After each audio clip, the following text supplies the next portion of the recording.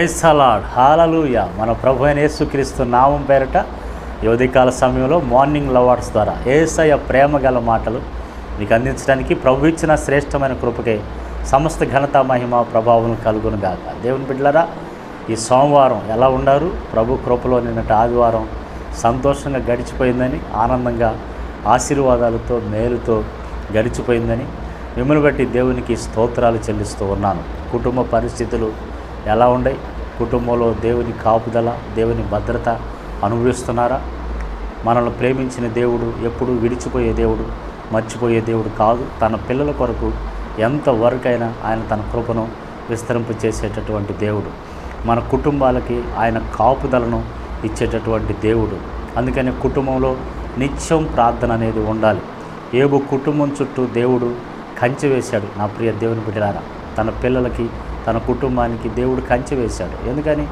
ఏబు నిత్యం ప్రతి ఉదయం పిల్లల కొరకు మరి పాప పరిహారత బలులు అర్పిస్తూ వచ్చాడు. అంటే మనం ఈరోజు ఏం చేయాలి? ప్రార్థన చేయాలి. మనం ఈరోజు ఏం చేయాలి? ప్రార్థన చేయాలి. మనం ప్రార్థన చేస్తే, ప్రతి ఉదయం మన పిల్లల కొరకు ప్రార్థన చేస్తే, మన కుటుంబం కోసం ప్రార్థన చేస్తే దేవుడు మన కుటుంబం చుట్టూ కూడా కంచె వేస్తాడు. దేవుడు ఎప్పుడు కూడా మనతోనే ఉండటానికి ఆయన ఇష్టపడుతున్నాడు. అందుకే జకర్యా గ్రంథం 2వ అధ్యాయము 5వ వచనములో ఈరోజు ప్రేమతో దేవుడు మనతో మాట్లాడుతున్న మాట, నేను దాని చుట్టూ అగ్ని ప్రాకారముగా ఉందును, నేను దాని మధ్య నివాసినై మహిమకు కారణముగా ఉందును, ఇదే యెహోవా వాక్కు. దాని చుట్టూ అగ్ని ప్రాకారముగా ఉంటాను. యెరూషలేముకి దేవుడు వాగ్దానం చేస్తున్నటువంటి, యెరూషలేము గోడలు పడిపోయిన ఆ పరిస్థితుల్లో, ప్రజలు చెదిరిపోయిన పరిస్థితుల్లో నా ప్రియ దేవుని బిడ్డలారా, అందరినీ తిరిగి రమ్మని చెప్తూ ఇప్పుడు మరలా ఆ అగ్ని ప్రాకారాలుగా యెరూషలేము చుట్టూ నేను ఉంటానని దేవుడు ఒక ప్రవచనం, ఒక వాగ్దానాన్ని చేస్తూ ఉన్నాడు. దేవుడే కాపుదలగా, దేవుడే అగ్ని ప్రాకారాలు, అగ్ని గోడలను దేవుడు ఉంచుతానని చెప్తా ఉన్నాడు. ఆ ప్రియ దేవుని బిడ్డలారా, ఎంత అద్భుతమైనటువంటి దేవుని కృప అంటే మీరు ఆలోచన చేయండి. ఒకసారి దైవజనుడిని పట్టుకొని వెళ్ళడానికి కొంతమంది సైనికులు వస్తే, ఉదయాన్నే పనివాడు, దైవజనుడి దగ్గర ఉండే పనివాడు లేచి బయటకు వచ్చి చూస్తే ఆ రథాలు రౌతులతో సైన్యం వచ్చింది. చూసి భయపడతాడు. భయపడి అయ్యో సైన్యం వచ్చారు, ఈరోజు మనం ఇక చనిపోవలసిందని నా దైవజనుడిని పిలుస్తాడు. దైవజనుడా అని చెప్పేసి పిలుస్తాడు. ఏందనంటే, ఇదిగో సైన్యం వచ్చింది, మనం పట్టుకొని పోవటానికి, మనల్ని ఎత్తుకొని వెళ్ళేదానికి సైన్యం వచ్చిందని అంటే, అప్పుడు దైవజనుడు బయటకు వచ్చి చూస్తే నా ప్రియ దేవుని బిడ్డలారా, ఆ సైన్యం అంతా ఉండింది. అప్పుడు దైవజనుడు అంటాడు, భయపడగాకు, వారి సైన్యం కంటే మన సైన్యం గొప్పది, నీవు చూడాలని ప్రార్థన చేస్తే ప్రభువా వీడి కళ్ళు తెరువని దైవజనుడు ప్రార్థన చేసినప్పుడు దేవుడు అతని కళ్ళు తెరిస్తే వాళ్ళ చుట్టూ అగ్ని ప్రాకారాలు, అగ్ని సైన్యం అనేది వారి చుట్టూ కనపడి ఈ పనివాడి దాసుడు భయపడతాడు. అమ్మో, నిజంగానే ఈ సైన్యం ఇంకా గొప్పదిగా ఉందని. నా ప్రియ దేవుని బిడ్డలారా, మన దేవుడు నీ కుటుంబం కోసం, నీ కోసం ఆ విధంగా కాపల అగ్ని ప్రాకారాలు ఉంచేటటువంటి దేవుడు అన్నమాట.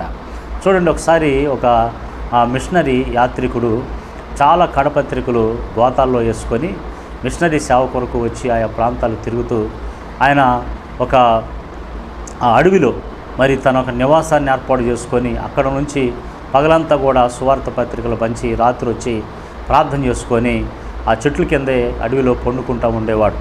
ఒక రోజున దొంగలు ఏం చేశారంటే ఇతన్ని గమనించారు. అరే, ఇతను ఎక్కడో మిషనరీ లాగా ఉన్నాడు, ఇతని దగ్గర డబ్బులు బాగుంటాయి, తర్వాత గోతాలు చాలా ఎక్కువ ఉండే, ఇవన్నీ డబ్బులేమో, మనకు బాగా డబ్బులు దొరుకుతాయేమో అని చెప్పేసి ఒకరోజు మరి అతని దగ్గర దొంగతనం చేయటానికి వచ్చారు. చూశారు, వెళ్ళిపోయారు. మరి 2వ రోజు వచ్చారు, చూశారు.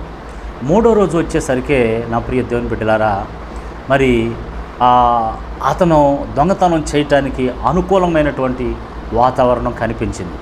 అరే, 2 రోజులు వచ్చాము, 2 రోజులు మనం దొంగతనం చేయటానికి వీలు కాలేదు, మనం అతని దగ్గరికి వెళ్ళి ఆ గోతాలు ముట్టుకోవటానికి అవకాశం దొరకలేదు, ఈరోజు ఏంది ఎలా ఉంది, ఇదేందో విచిత్రంగా ఉందని చెప్పేసి ఆ మిషనరీని ఈ దొంగలు లేపి అడిగారు. అయ్యా ఏంటి, మేము 3 రోజుల నుంచి మీ దగ్గరికి వస్తున్నాం దొంగతనం చేయాలని, మొదటి 2 రోజులు మా వల్ల కాలేదు, 3వ రోజు అయితే మంచి అవకాశం దొరికింది అని.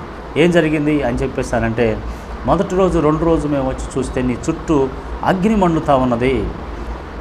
అగ్ని చూసి భయపడి మేము మరి ఆ లోనకి రాలేకపోయాం, నీ దగ్గర దొంగతనం చేయలేకపోయాం.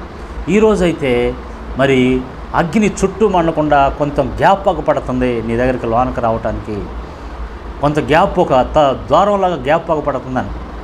అప్పుడు ఆ మిషనరీ అప్పుడు ఆలోచన చేస్తాడు. అలసిపోయి వచ్చి ఈరోజు నేను ప్రార్థన చేసుకోలేకపోయాను, ప్రార్థన చేసుకోకపోవటాన్ని బట్టి ఆ కొంచెం గ్యాప్ కనిపిస్తుందని చెప్పేసి అని అంటాడు. చూడండి నా ప్రియ దేవుని బిడ్డలారా, ఏ రోజు మీరు ప్రార్థన మానుకుంటారో ఆ రోజు దేవుని అగ్ని ప్రాకారాలు ఏమంటే గ్యాప్ కనిపిస్తూ ఉంటుంది. అలా ప్రతిరోజు మీరు ప్రార్థన చేసుకోకుండా ఉన్నారనుకోండి, అసలు అగ్ని ప్రాకారాలే తొలగిపోతాయి. అప్పుడు సాతాను ఈజీగా ఇంట్లోకి జరబడి కుటుంబాన్ని గలిబిలి చేయటానికి చూస్తాడు. అందుకని భార్యాభర్తలు కలిసి ప్రార్థన చేయండి, కుటుంబం కలిసి ప్రార్థన చేయండి. ఎక్కడ 2-3 కూడి ప్రార్థన చేస్తారో వారి మధ్య నేను ఉంటానని చెప్పినటువంటి దేవుడు ఆయన నీతో మాట్లాడుతున్నాడు కదా. అగ్ని ప్రాకారాలుగా ఉంటారు, నీ చుట్టూ ప్రాకారాలు ఉంటాయి.